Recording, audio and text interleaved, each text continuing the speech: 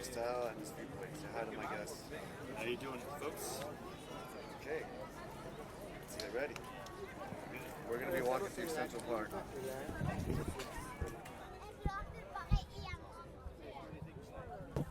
Ready. Talk about what you do. Got into photography about So exciting. 2.5 years ago. I know. What made you do that? Long sleeve and boots. I actually stumbled upon it. I moved into the city Maybe just the and I started taking photos and started receiving these accolades for the captures I had taken and inspired me to take more. But what made you first stumble upon it? Like you just had a phone camera and you said I'll take these pictures? That's right. My first phone camera was a Samsung Galaxy 5 and I was taking the train. I was commuting from New Hamburg down here into the city, Manhattan, and that Harlem, the Hudson line, and there's some great sunsets and sunrises. I was capturing them from the train. Kind of inspired me to keep up with taking photos. And once I moved here to the city, how can you not be inspired by everything around you? And at this moment, I'm taking a photo.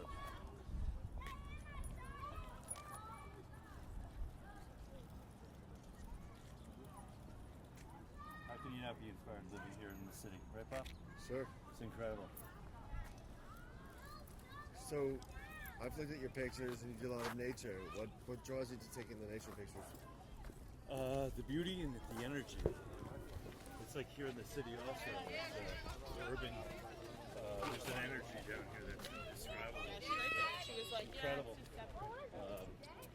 And then being out in nature, I just feel like I'm out in the spiritual element. I feel like I'm at one with everything. It seems like you've been drawn to the spiritual. Could you talk a little bit about that? I think that I've been searching since I was a young lad. I always had a God-shaped hole that I've been trying to fill with many other things. And finally found the source of inspiration, spirituality, being one with nature and living a good life, and it draws me to it. Can you hold that for a second while I tell my story? Yep, absolutely. This is actually a great photo right here.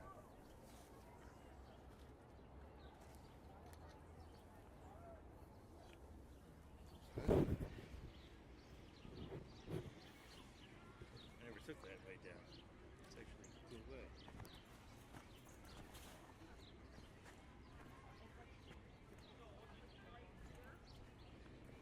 So would you consider yourself a religious person? No, I consider myself a spiritual person. How would you make the difference? I once heard that a religious person is someone who's afraid to go to hell, and a spiritual person is somebody that's already been there. So you've already been to hell?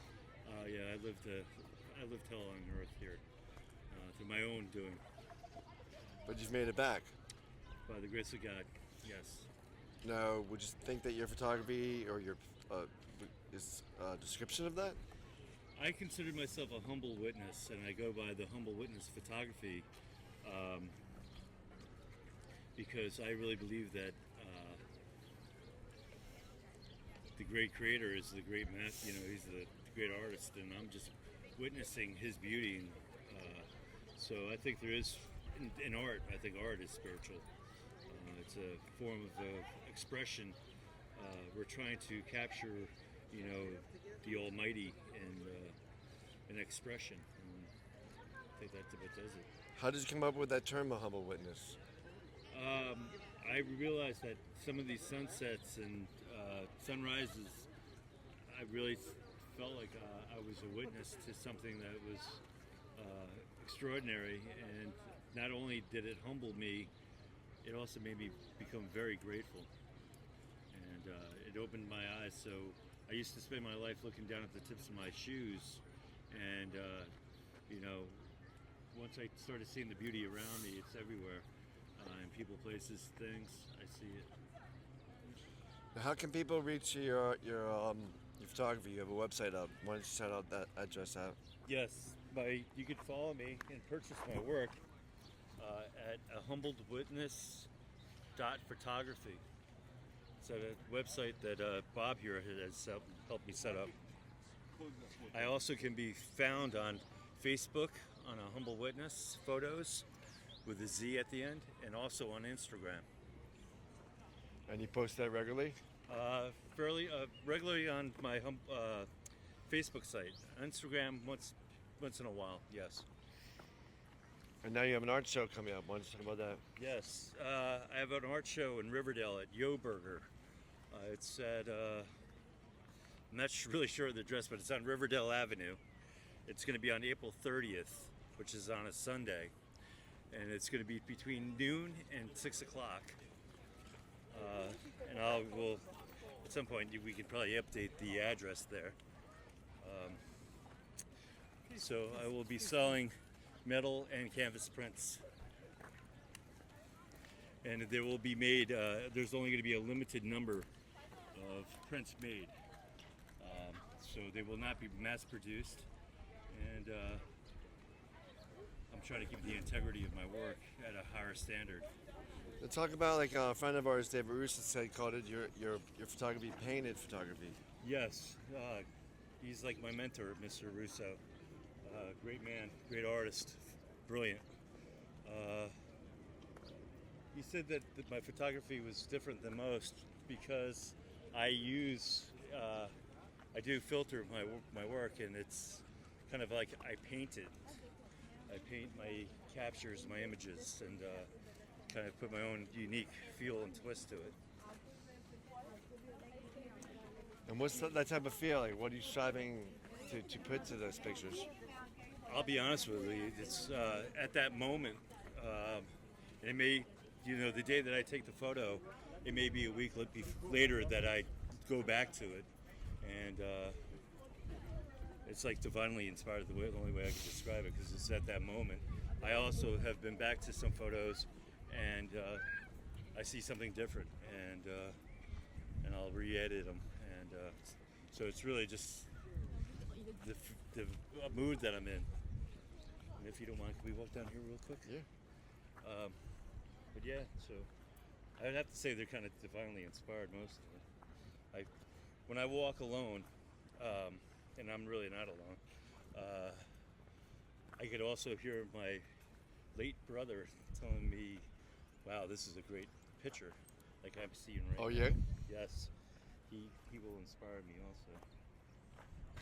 See, that is a great capture right there. The blue sky and all. We're gonna take one this way if you don't mind.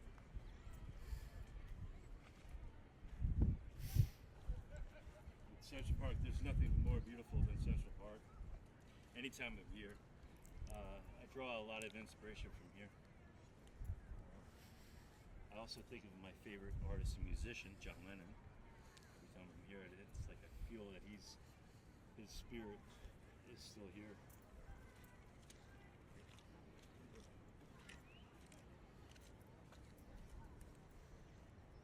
That is a cool set. Now, are you influenced a lot by music in your photography? Absolutely. Because you're also a musician, aren't you? Yes. I also incorporate lyrics to a lot of my photography, as you can tell. It's all art is, a form of communication, and it's all vehicles, getting our message out, and it's an universal language too, art, and it comes in many forms, and so I like mixing them both. Absolutely. I'll put my song lyrics to songs as well as others, and some quotes. There's some wonderful quotes out there that I will use also. So do you feel like your pictures convey a message? I would hope they would. I think a lot of times that we get caught up in all these worldly problems, and we miss out on the beauty. And we're so busy thinking of how we're going to pay for this bill or that bill, or our own. We get caught up in our own lives and our own drama that we miss out. as my good friend David Russo would say, beauty, life happens once you step outside, and I believe that. I try to live by that now. Nothing happens if I'm locked inside, so you have to be outside to live life, and that's where it is. So do you feel like your photography, i.e. your art's taking people out of like being caught up mundane mundane concerns and putting them more in touch with the spiritual? Absolutely, and if that's something that I could, I could do with my photography is getting people to open their eyes and to look around and to start seeing the beauty in the mundane and the ordinary. And what happens is the ordinary becomes extraordinary, and there's such an appreciation. Like every day is a new day, and every day I could come here, and I've been coming here every Sunday for quite a long time now. And every You're Sunday, being Central Park. yes, in Central Park. And each time I come back here on my Sunday morning walks, I see something new. I see something different every single time, and I feel a different feeling. So you can come out every day and see something, witness something, and I believe that we all will become humbled and grateful witnesses once we really do start seeing the beauty in life and then things around us. I mean, I've been taking photos of urban landscapes, kind of destitute areas, and there's still beauty in it. So there is beauty in all. We just have to look for it. So you see your pictures as a way of seeing? Yes, absolutely. And so, So we take a little bit more walks, so people. yes, and I also believe that it's a form of communication, most importantly. How cool is it walking around Central Park on a Sunday? It's beautiful. I hang out with my good friend Bob. There's nothing better. I like doing solo walks, but I also enjoy when I have people come with me. I would like to be a guide one day, because I know this park inside and out. I know all the little crevices, and there is such beauty in every aspect of it. We were just talking about 110th Street, the north end, and the lake there, and the beauty out there. And this is, I love nature, the contrast between nature and the architecture behind us. I think that this has always fascinated me. Is you have nature's beauty and you have man's beauty, the creation of man and the creation of God, and I love the contrast between the two. Do you have a favorite part of the park, or? This is my favorite part. And We're in Central Park South, right in almost in the heart. Right, we're on the east side right now, between 67th and 59th. So yeah, this is my favorite part of the park.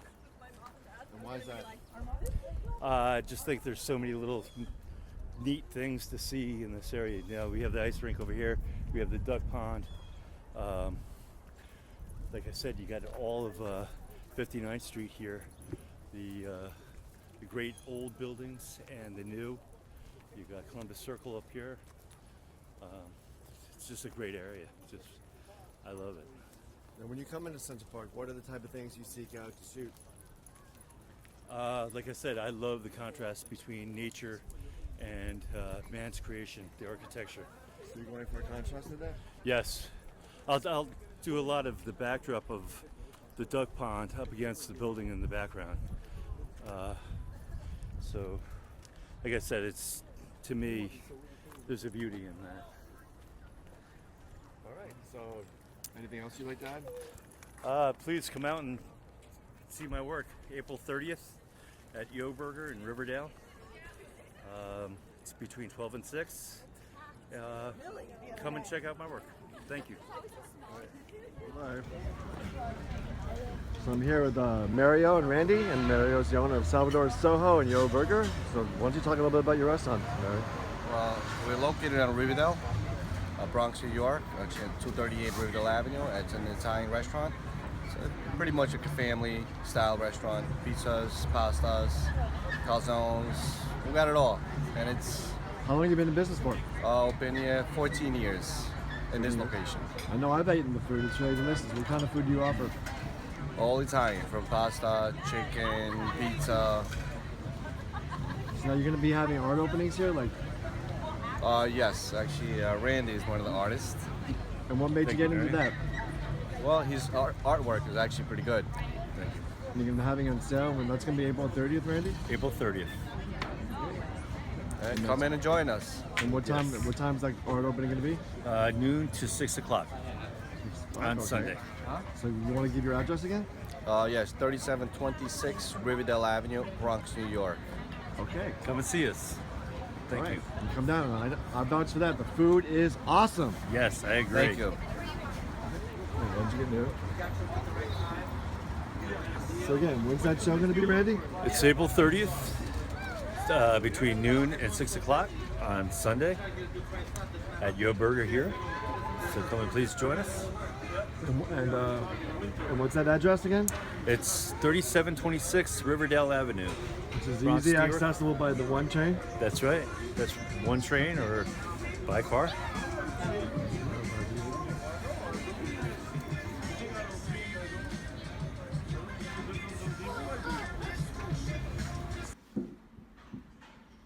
So you didn't want your last name in there, right? No, you can put my last name in. It's fine. Okay. We're resuming here the interview with Randy Gnewuch. Photography show coming up. So Randy, once again, just tell them about where that show is going to be, because we can't get it enough. Yes, that show will be at Yo Burger. It's at 3726 Riverdale Avenue in Riverdale, New York, 10463. And it's easy accessible by the one train. It's also off the Henry Hudson. It's right off Riverdale Avenue. It's very easy to get off to. If you come by the Sawmill, just get up 246, come over 239, and come right down. You're gonna love it. The food's really delicious. Incredible. Gnewuch has a really good vibe, and Randy's photography is out of the world. We'll be bringing Thank some you. of those stills up again. So, Randy, you're talking about, like, after this, you were thinking about putting down the photography to get into your writing. Talk about that a little bit. Well, I've been working on a novel for the past 9 years. I had actually set it down to do a rewrite, and I found photography and kind of put that on the back burner for a while. And now I've been really consumed with the photography, and I figured that I put enough energy into it that I'm going to let it sit for a while. And I'd like to resume this novel. It's a childhood dream. I even have a sequel in mind for it. It's called Promises and Second Chances, and the sequel will be Only Fairy Tales Have Endings. And like I said, it's a childhood dream to be a published author. Let's back it up a second there. I'm interested, like, how did you discover the photography? I actually stumbled upon it. A few years ago, I was living upstate, as I believe I had mentioned before, and I was taking the Hudson line down, commuting to the Manhattan for work from up in New Hamburg, Dutchess County. And as I was going down on that train ride early in the morning, I'd catch the sunrise. Actually, I would catch the sunset coming up, going down on the return trip home, and started taking my camera out and just my phone and taking photos, and I would post them on Facebook, and I would receive some pretty good accolades for the photos I had taken, and it inspired me to take more. So you shoot primarily with an iPhone, correct? Yes, strictly with the iPhone, my work. And you like to put filters on it? Yes, I do. Photography, to me, it's just photography, and then I like the fact of, the artistic expression of, I want to be able to play with my photos, and the filters enabled me to saturate and to, my exposure rates and stuff like that. It allowed me to play with the photo. Describe that process of playing. It seems like that's an integral part of your work. The playing of the filters. That's what you mean by playing. Yeah, it's wild. Each photo is different. Some photos I see almost like it's a cartoon, and they're the ones that actually become like paintings. And there's others that I see as a photo, and which will be in black and white. Talking about Ansel Adams, one of my favorite photographers, black and white photographers, and he's an inspiration. And so black and whites, that's where the photographer in me comes out. I think photography, when I think of photography, I think of black and whites, I think of the dark room. But now with this technology that we have today, amazing technology, I'm able to paint my photography. Yeah, I've heard like your photography described as painterly. Yes. Would you like to describe that process a little bit? Well, what I like to think is when I do use my filters, it's like I kind of use, you know, like the analogy of a paint stroke. You know, I'll use a filter and I'll play with it and I'll see how to adjust it. You know, like I said, the saturation. Sometimes I don't like any saturation at all. Sometimes the exposure rate too. So to me, it's all like brush strokes, and So it's a very intuitive process? absolutely. I don't see with me. I think it's almost divine. There are days that I'll take a photo and I'll go back to work on it, and I'm not able to create, and so I have to let it sit. And it's like divine inspiration comes in, and I know when a photo comes out great, because I get this sensation that I feel like it had given birth. It's almost like when I write a chapter, and I know it's a good chapter, and it comes from the heart, and I know it's going to be really good, and I'm excited to get it out there. And I post it on Facebook or Instagram under a Humbledwitness photos. We're just talking about the website, Humbledwitness Yes. photography. They can see that. Oh, thank you. Yes, we're working on a website now. It's called Humbledwitness.photography. I'll be selling and showing my work on the site. I'm only selling metal and canvas prints. I do that because I want my work to be different. I think that the canvas metal, actually, you can see here, you know, it's a different feel. It feels like it's a painting on canvas. It feels like it's a painting when it's on a metal print. I want to step away from the traditional printing on photo paper. That's an interesting thing. So talk a little bit more about that, stepping away from traditional. See, if I was told how to do photography, and that's Because you're self-taught, right? yes, self-taught. If I was told to do photography, I don't think I'd be good at it. It's like when I went to school for writing in journalism, I always took the teacher's lesson and created my own lesson out of it. And a lot of times I had some unhappy professors. But, Oh, yeah? yeah, oh yeah. They weren't too happy with me, but because I would change, you know, what they wanted. They wanted me to conform to what they wanted me to write, and I couldn't. You know, artistic expression, individuality, and creativity is divine to me. It's divinely inspired. I don't know where it comes from in me, so I think that's the only way that I can create, either by playing music or writing or my photography. It's Because you also do music. I want to Yes. talk a little bit about that too. yeah, I'm self-taught and playing music. My mother was a piano player, and I always had music in our home growing up. I'm one of 7, and you know, growing up in a family, in a home with the piano playing and family singing, and I fell in love with music from the very early on, and 20 years old, I picked up a guitar and been playing ever since. So you combine that with writing, music. Absolutely. See, that was the big thing, Bob. Thanks for bringing that up. Like I said, my first passion, my greatest passion is to write, and one of my favorites, as you know, is Jim Morrison. And growing up with Jim, wanting to be a poet, you know, I loved him and was totally inspired by Jim Morrison. And Like American Prayer. American That was Prayer. big when we were in Great. school together, right? great, yes, absolutely. So So I wanted to be the next Divine the Jim Night or something. Like, what was that line he had? which would I forget, like Divine the Night or Call the Night, Beware My Children or something. yeah, the Wilderness Children. Yeah, You know, great stuff. All Hell, the American Light. yeah, that's But see, Jim inspired me with the writing, and I thought music would be a great vehicle. It's another vehicle of getting my lyrics out. So a lot of my early journal, I would do journal writing, and a lot of these little journal writings, I would have these little quips in it, you know, little one-liners, and I found music that I was able to express that one-liner, and it would expand into something, and it became a song eventually. And what I love about the music and lyrics, they're timeless. You know, they seem like they live on forever.